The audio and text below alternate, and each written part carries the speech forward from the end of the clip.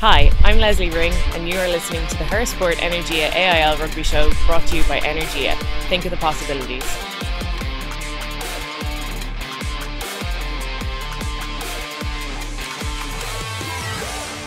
Hello and welcome to the HerSport Energia AIL rugby show brought to you by Energia. My name's Alana Canan and today I'm joined by former Irish rugby international Hannah Tyrrell. Welcome, Hannah. Thanks for having me. Looking forward to the Energia AIL season ahead. Yeah, plenty to break down anyways. And first of all, we've a bit of news obviously on twofold. The All-Ireland and you became a mum, so a busy couple of weeks and months for you. Yeah, it's been a pretty good summer, I suppose. We welcomed our first child, Aoife, back in June, and then obviously in August I was lucky enough to be part of the Dublin squad that went on to win the All-Ireland. And yeah, look, just a fantastic couple of months, and to be in Croke Park and to have my family and be able to bring Aoife onto the pitch was really special, and we've created some really good memories that we'll be able to look back on when she's a little bit older. And yeah, just I don't think it's really sunk in yet, and it'll probably take a really long time for it to do so. Summer of a lifetime. On the rugby front then, obviously the Energia AIL is back. Blackrock, Ballincollig and UL Bows all picked up the wins. Blackrock won last year. Are they looking in good stead to go on and do it again this year, do you think? Yeah, look, obviously the last couple of seasons the Energia AIL has kind of been dominated by a couple of teams, primarily the likes of Blackrock and Railway Union, with UL Bows and Belleville really pushing them hard. But looking back to last year's finalists, Blackrock and Railway, they gave us a fantastic game, and Blackrock came out on top, and justifiably so. They played a fantastic game, and they got their game plan spot on to stop that Railway attack. And they still look like a really strong side this year, and you know, even missing a load of players at the weekend because of international duty and so forth, they still had a fairly decent win over a really good Old Belvedere side. Yeah, to your disappointment, I'm sure, as well. Yeah, look, obviously, first game of the season, it's a really nice battle to have, the likes of Old Belvedere and Blackrock, and it can have really serious ramifications for the rest of the season. And both teams, they always want to get off to a good start and see, you know, the efforts and the hard work of pre-season come to fruition with the win. But Blackrock have been building a really steady squad and a really good depth over the last number of years, and that proved, you know, the case this weekend, as I mentioned, that they were missing a lot of their frontline players, you know, but they still had some really good players to call on, particularly a couple of the Ulster players, the likes of Ella Durkin. She did really well. And you know, for Old Belvedere, it's a case of they work really hard, and the likes of Leslie Ring is a long-standing player there, and she got a try at the weekend. She does so much for her team, and Belvoir are always so close against these teams, but they always manage to not be able to bridge that gap, and they're tight affairs, and they'll come away from that disappointed. One, obviously, to lose to a team like Blackrock, and like obviously as well not to get off to a good start, because teams like to be able to build that momentum and get that confidence up and going and bring that into the season. And to start off with a loss after everybody coming in with such enthusiasm and vibrancy, you know, it can just kind of knock people back a little bit, and then you're trying to build them up for the next set of games, and it can be hard. So for teams like Blackrock, who coming off the high of last season, still missing a lot of players, and to be able to get the win, it's a huge boost for them, and like they'll look forward to welcoming back their players after the international break. For sure, and like the games are coming very thick and fast. We're only out of the Interpros a few weeks ago, straight into the AIL now. Just for people who mightn't know, can you talk to us a bit about the kind of change in structure and why that kind of changed up from last season? Yeah, so the biggest reason why there is probably a change in structure, and not only the way the Interpros were run this year, but also the way the AIL is going to be run, is the introduction for the first time of the WXV programme in international rugby. So that's taken place in October this year, and Ireland are obviously involved in Tier 3. And so the Interpros were put in August this year to basically put players in the shop window to get a bit of rugby under their belt before they go off on international duty. And then the AIL will continue, and for the first couple of weeks what we're going to see is squad depth being tested, because with international players away until kind of those games in October, teams are going to have to try and kickstart their league momentum without their best players and not be knocked out of the title race early on, but the league is much longer this year than it was last year. So this year, everybody's going to play each other twice. It's going to run very similarly to the men's AIL programme and not finish until close to next summer. So there'll be, one game won't make or break a team's league ambitions, I suppose. And maybe in the past it would have had that effect. But fitness surely will play a big part in that, though. Yeah, fitness, and unfortunately with rugby, it being a contact sport, injuries are part and parcel of the game, and it'll be who can keep a fit and healthy squad right throughout the season and right throughout key games, coming in and out of this international break in October, but also the Six Nations next April.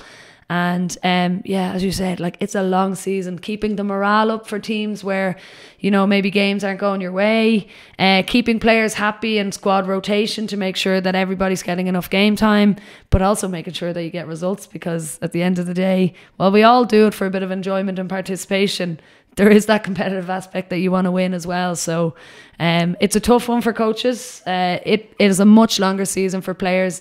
They won't have experienced that in the last few years. So there's a lot of rugby to be played this year, particularly for those international players who are coming off the back of Interpros. They're stuck into some pre-season with Ireland now. They'll have their couple of Irish games, and then they'll be expected to step up for their club when they come back and do a job there to help them get over the line.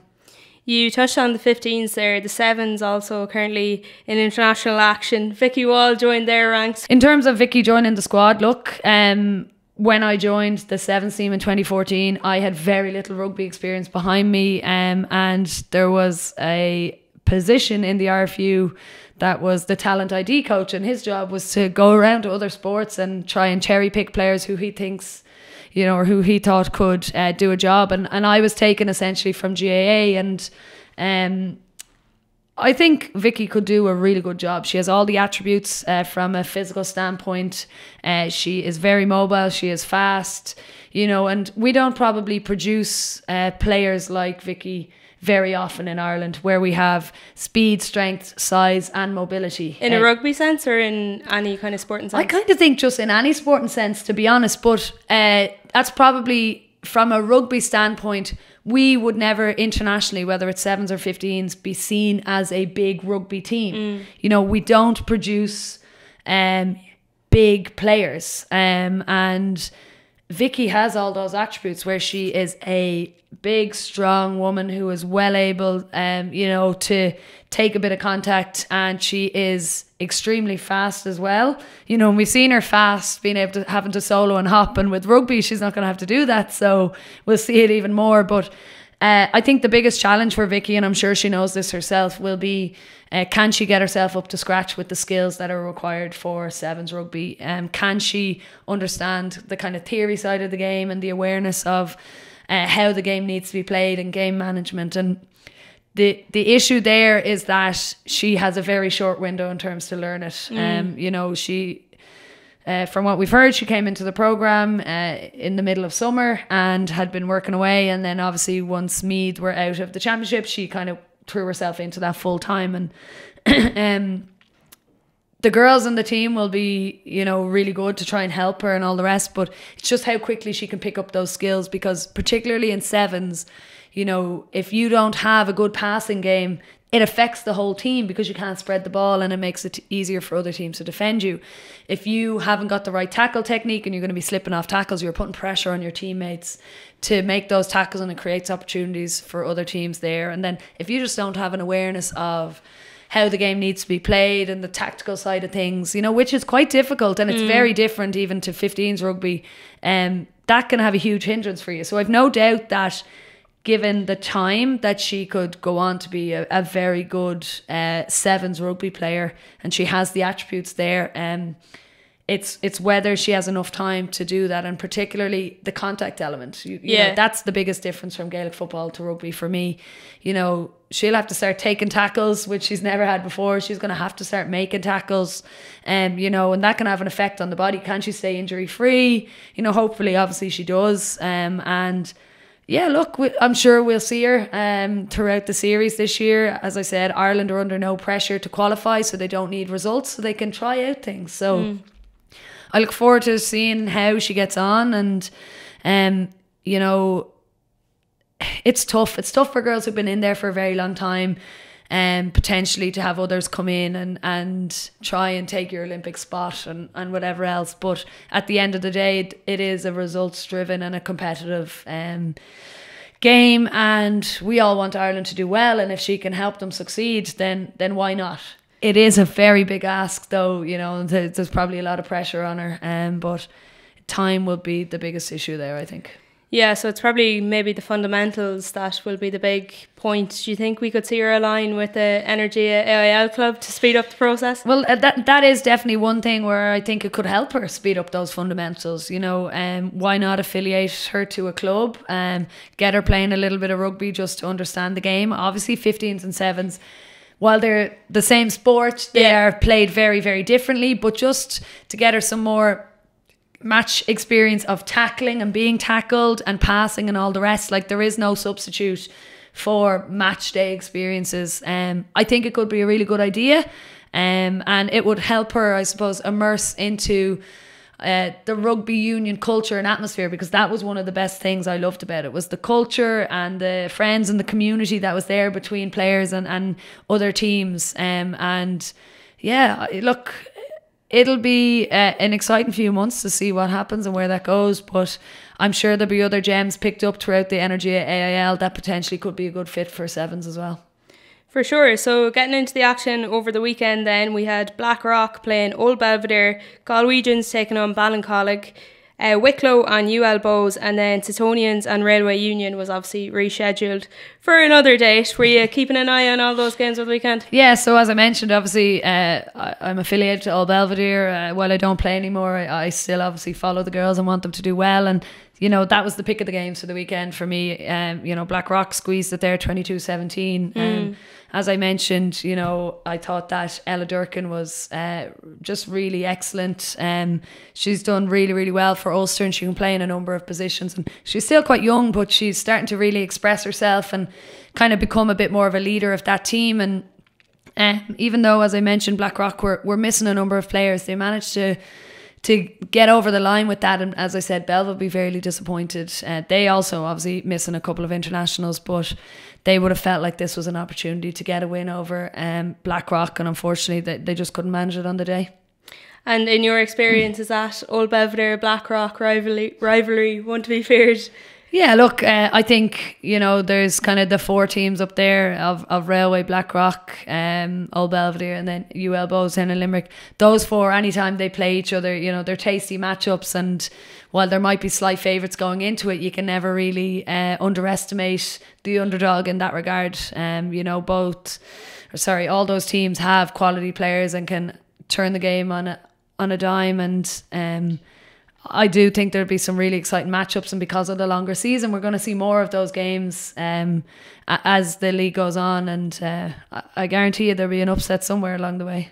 And you were talking about earlier players trying to get themselves in the shop window. Obviously, Tanya Rossiter, manager of both Leinster and Old Belvedere, she'll be keeping an eye to the ground there anyways. Yeah, look, I'm sure some of the Old Belvedere players will be very happy, because they obviously get to be coached by her an awful lot more and understand exactly what she's looking for, particularly when it comes to interpros, and so she'll get to see a little bit more of them. And other players outside of that might be like, oh, well, that's not really a bit fair, that she might be a little bit biased towards picking Old Belvedere players. But from my experience of Tanya Rosser, she just wants to get the best players for Irish rugby across the board. She has always had a passion for developing players from grassroots right through, and just she's a huge advocate of improving your skills, and if each individual player improved their skills 1 or 2% each game, it would make a massive difference in each fixture that we have. And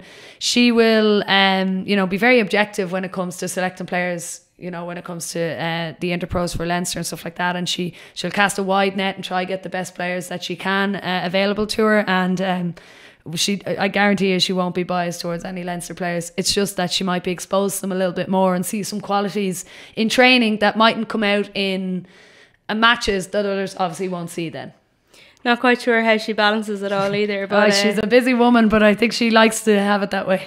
Petman as well, stepping up in Ballincollig. There's been quite a few managerial changes in the Energia AIL. Yeah, look, and I think it's good for the game. The biggest one for me, and the one I'm really most excited to look at, is obviously Fiona Hayes. You know, she is a long-standing member and former player of UL Bows. She obviously had Ballincollig and did a really good job with them, you know, in some very difficult circumstances for them and their location-wise, and try to grow the game and get some players down there. But she's a huge opportunity now with UL Bows, with some really good players down there, to start playing her system and see can she really break into that top 2, because they've been in the top 4 the last couple of years, but haven't been able to push on that little bit the way they would have liked.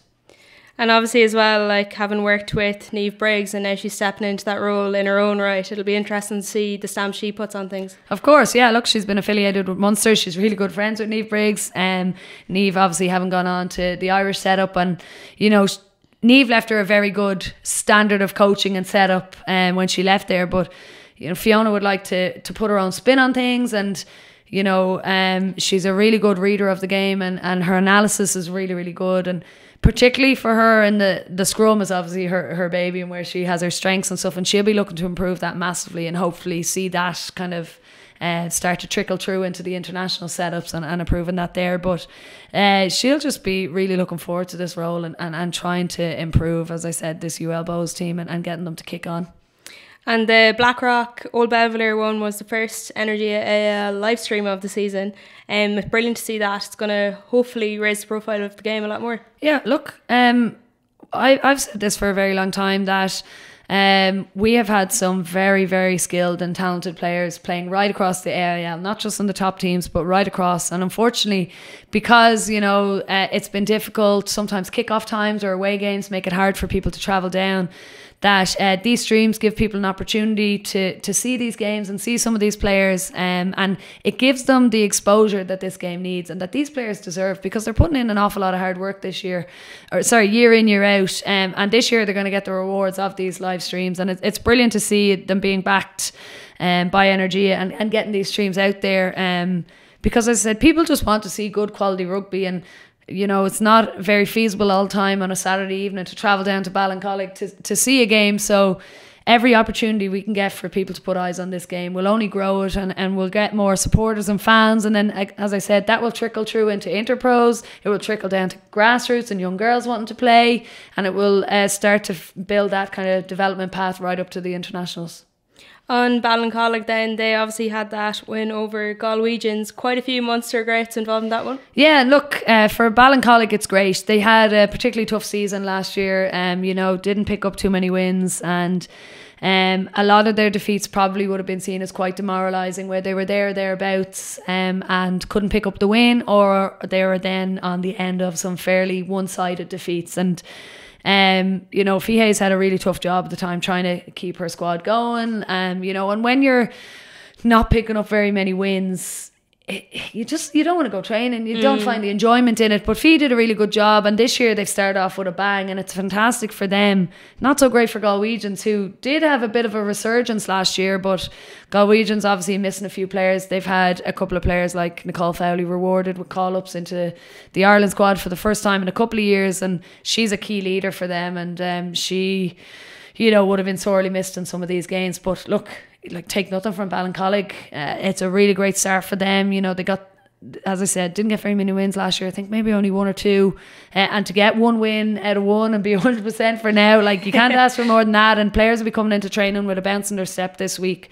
For Galwegians, it's about trying to refocus, you know, getting into the next game, getting their fundamentals right, because they weren't fantastic in the game at the weekend there, and they'll be looking to show that they've a lot more to prove and a lot more to come. On their resurgence, how do they kind of take a step up then from last season, do you think?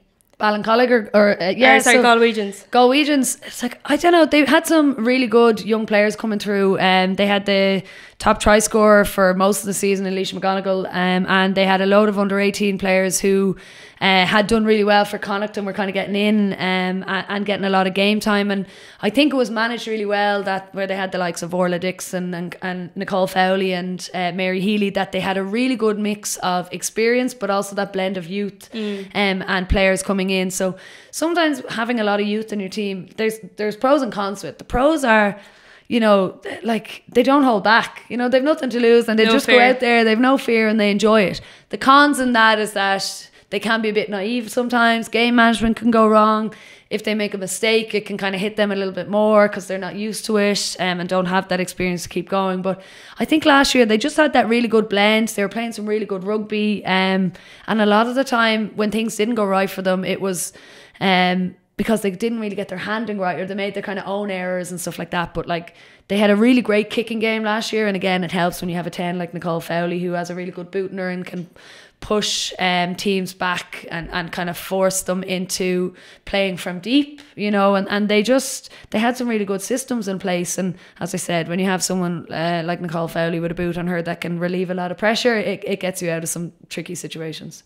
We touched on Fiona Hayes and that kind of situation going on there, but then UL Bows 27-7 over Wicklow. Those two were in touching distance of each other in the table last year. Do you think it'll be the same case this year? Yeah, and look, as I said, Fee Hayes will be very happy to get that start over UL Bows, and she still has, she had the likes of Chloe Pearce playing the weekend, Nicole Cronin, but Wicklow will be so disappointed with that, I think. You know, they had such a phenomenal season last year. They were knocking on the door of the top four and trying to break up that little kind of relationship that was going on in there, and unfortunately they just fell a little bit short at the last hurdle. But the rise that Wicklow have been on since they joined the AIL a couple of years ago has been phenomenal. Like, it was only 2 or 3 seasons ago that Wicklow were beaten by over 100 points by Railway, you know, and other teams were putting 60 and 70 points on them. And then last season, you know, for them to do so well and get so many wins under the belt, and I think they ended up beating Old Belvedere towards the end of the season, which was a massive victory for them. It's huge to see, and they got some really good coaching setups in there. They had some players, and their player retention was really good. And they were another team, a lot of young players who didn't have an awful lot of Energia AIL experience.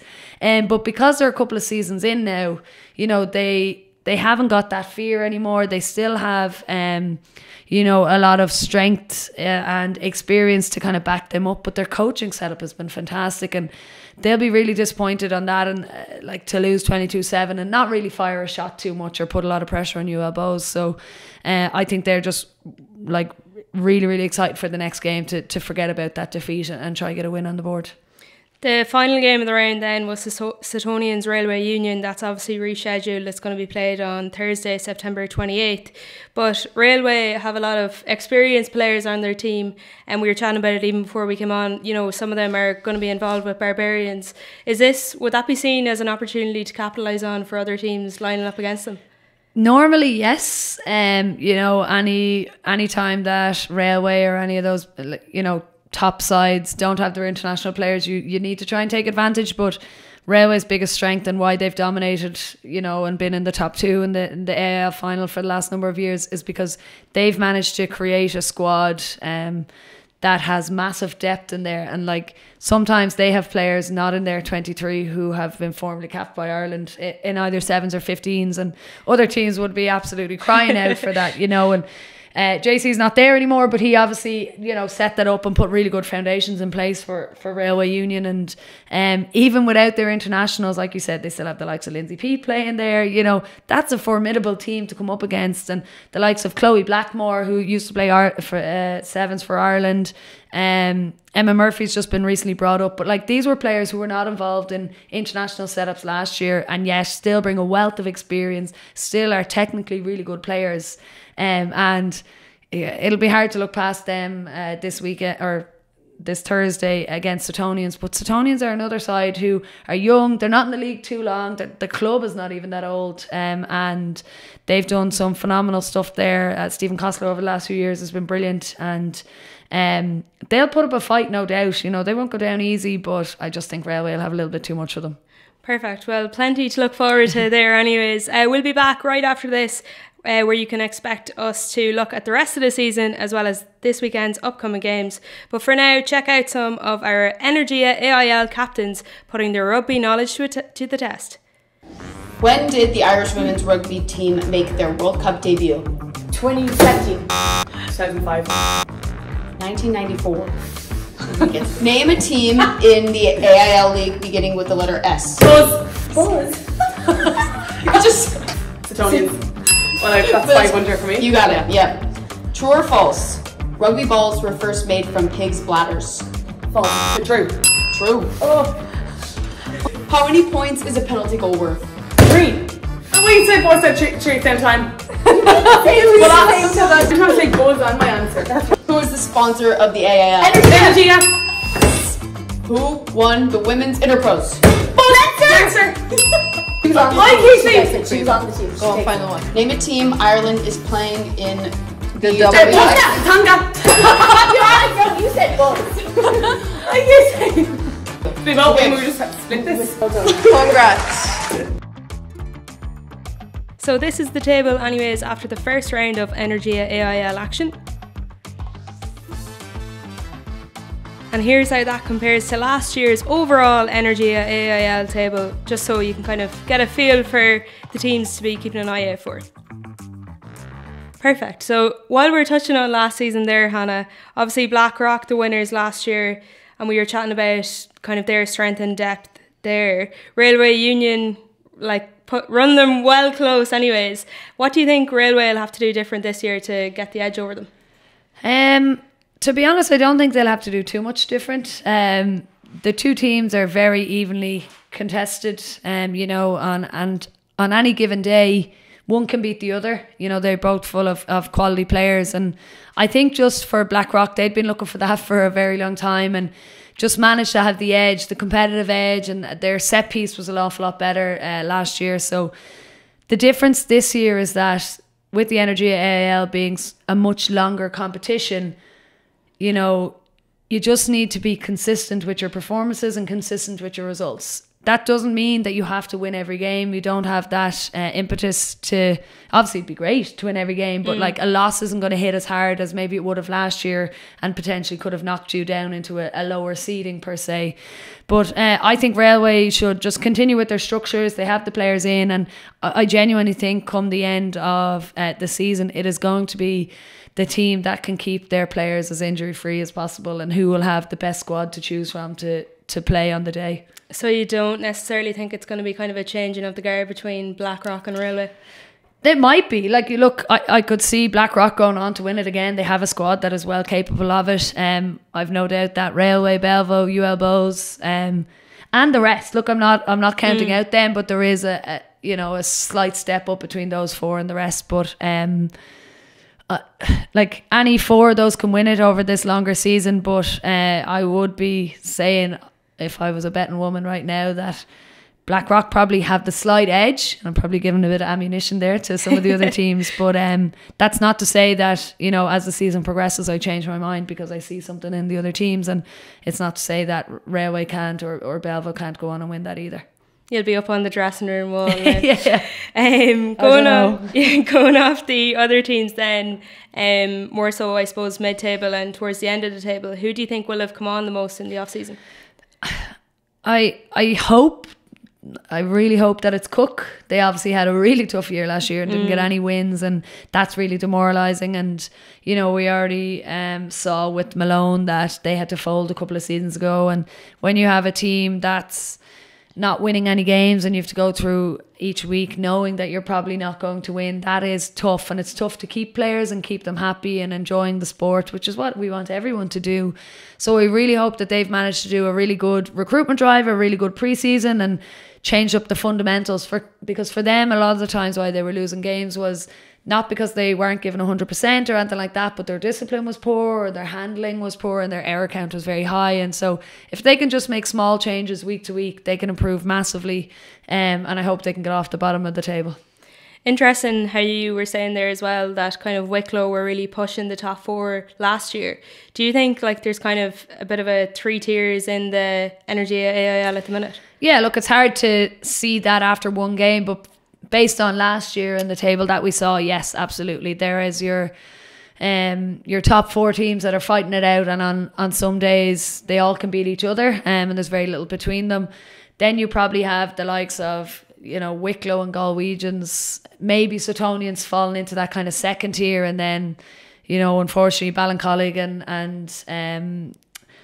and Cook are just a little bit behind everybody else. But again, as I mentioned, those two clubs, they really struggle in terms of location and playing numbers in their area. And, they, particularly Ballincollig, they were around a long time ago, and they didn't have a team for a while, so they're kind of restructuring and trying to get things together, and they should look to the likes of what Wicklow have done over the last number of years and the rise that they've had, and try to kind of implement a very similar system, albeit with their own style. And as you say, it's like, it's not so much, it is down to investment, but even like we were saying with Wicklow, like coaching is so important and can really change a lot too. Yeah, and like it's not even just coaching, like there's so many aspects to club rugby that we don't see, you know, whether it's facilities, what support has been given by the club, you know, the even access to facilities and all of that. But yeah, coaching, the volunteer work that goes in behind it, are they being looked after?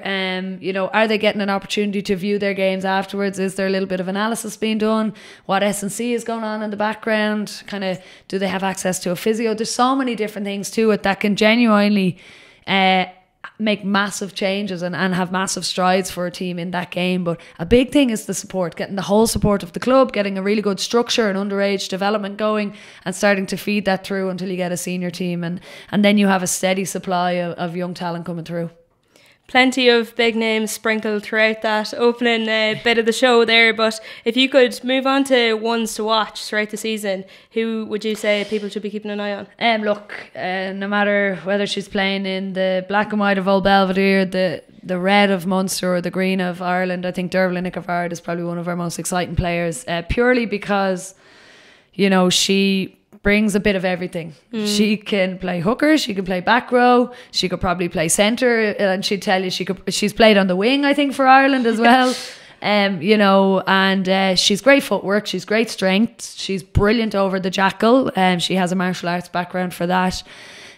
She's fiercely competitive, and despite her stature, she is incredibly hard to take down, and she's been electric not just for Munster but for Old Belvedere over the last couple of seasons, and that's been rewarded with her getting back into the Irish squad this past season gone, and I just think there's so many opportunities for her to keep improving. And I played with her in sevens a couple of years ago, and while she sometimes goes off and does her own thing and maybe goes against the grain in terms of our playing tactic, more often than not it works out for her, and she makes a lot of gain lines, so she's definitely one to keep an eye on in certain games. I really hope that Anna Doyle from Blackrock on the wing has a breakout season this year. She has incredible speed and footwork, and she's a deadly finisher too, and she got a try in the AIL final last year, and she's been involved with Leinster this year. She has been so unlucky with injuries over the past couple of seasons. Again, I played with her in sevens a couple of years ago, and I thought this girl is going to go on and do big things, but she's kind of been just derailed a little bit. So for me, I hope she can stay injury free and do quite well. Leah Tarpey, who's now with Railway, she had a very good Interpro season.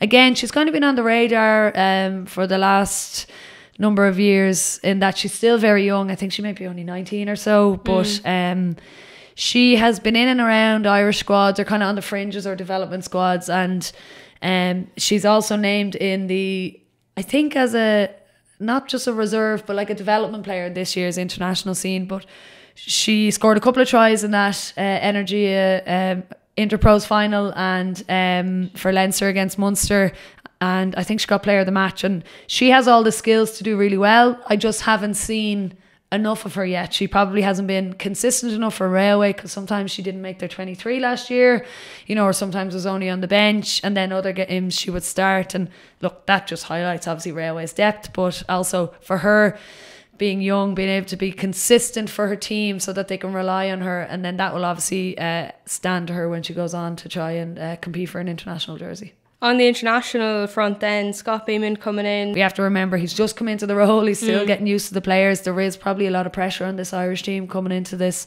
WXV3, particularly with all the negativity that's surrounded this team over the last number of months. So it's a tough ask. It would be great to get a couple of really positive results and get a lot of minutes, you know, at the international stage to put us in the right shape, I suppose, to go into the Six Nations and improve, because unfortunately last year wasn't good enough despite the players' best efforts, and that brings along that negativity and that desire to do better. And so Scott, you know, he will be really looking to improve things, improve our conditioning, improve our handling, our discipline. But I'm excited to see, does he implement a more running style of a game, and therefore which 10 does he pick? Or does he choose that, you know, we're better if we use a kicking game and try win the territory and back our defence? So he might do a mix of both, but we won't see that until in the first game. Yeah, surely we'll have to wait and see. They're on in Dubai next month. Ireland play Kazakhstan, Colombia and Spain. So we'll bring you that as it comes. On that note, we want to get a few of your predictions for the season. We have a few of the long form ones there, but this is more of a quick fire style we're going for, if you're up for it. Okay, here we go. Okay, yeah, go. So the Energia AIL top try scorer. Anna Doyle. I'm going to back her now, so she better score a few. Biggest breakout star. Leisha McGonigal, UL Bows. Outstanding fly half. I've been a big supporter of Dana O'Brien, but I think Nicole Fowley potentially could knock her off her pedestal this year. I don't think this one is going to be a surprise, but overall player of the year. Derv Nickavard. Deadly duo in a team.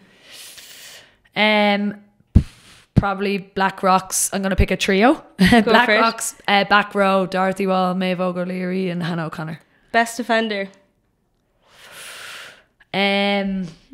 I'm going to go Leslie Ring for Old Belvedere. Underdogs to root for. Wicklow. Semi-finalists. I've probably said this before, but Old Belvedere, Railway, Blackrock and UL Bows. And then nailing your predictions to the mast. Overall winner. I'm going to come back to this mid-season, but I'm going to stick with Blackrock. Love it. I love how there's a little stipulation in there. Like this that doesn't goes sound... with an asterisk. Very good. So then previewing this weekend's games, Saturday the 23rd of September obviously is the match day. We've Ballincollig and Setonians, Old Belvedere and Wicklow, Railway Union and Cook, and then UL Bows face Galwegians. Which one of those are you most looking forward to, do you think?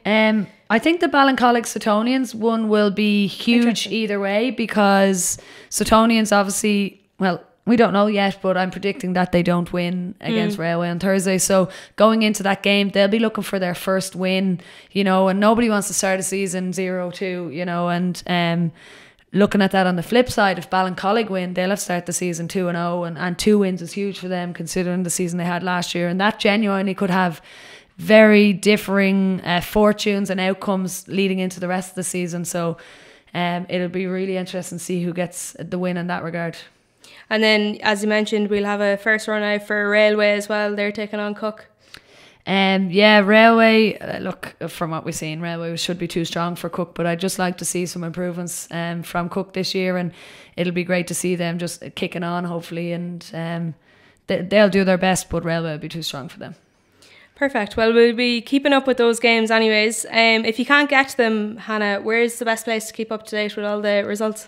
IrishRugby.ie obviously is the one. They have all their results and everything else, but I'm sure Energia will be able to show you that as well.